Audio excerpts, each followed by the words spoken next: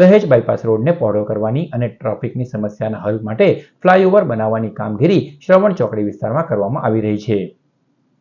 દાદર દૂર કરાય તો ત્યારબાદ અહીં સ્પાઇરલ બનાવવા સામે એકાદ બે દુકાનદારો અને ગેરકાયદેસર દબાણ કરનાર લોકો દ્વારા તકરાર ઊભી કરવામાં આવતા પહેલા માળે ઓફિસ, હોસ્પિટલ અને દુકાનો ધરાવતા લોકો સામે પડકારજનક સ્થિતિ ઊભી થઈ રહી છે.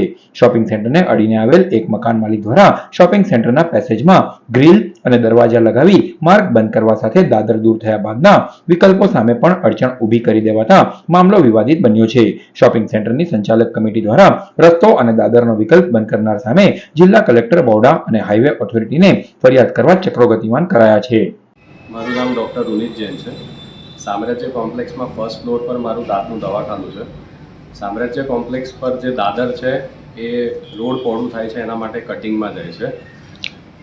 એ કટિંગ માટે કોમ્પ્લેક્સના બધા મેમ્બર્સ રેડી છે કે આપણે નવી દાદર કોમ્પ્લેક્સના એરિયામાંથી આપણે બનાવીએ, પણ એમાં નીચે જેની દુકાન છે એ ઓબ્જેક્શન કરે છે અને સાથે એમનું ઘર છે અને થોડાક હેરાન કરે છે. જે બીજા બધા કોમ્પ્લેક્સના લોકો રેડી છે અને આમ બી આ રોડ જે કટિંગમાં આવે છે એના લીધે પાર્કિંગની બી સમસ્યા આવે છે, જે પાર્કિંગમાં એ લોકોએ કબજો કરી રાખેલો છે.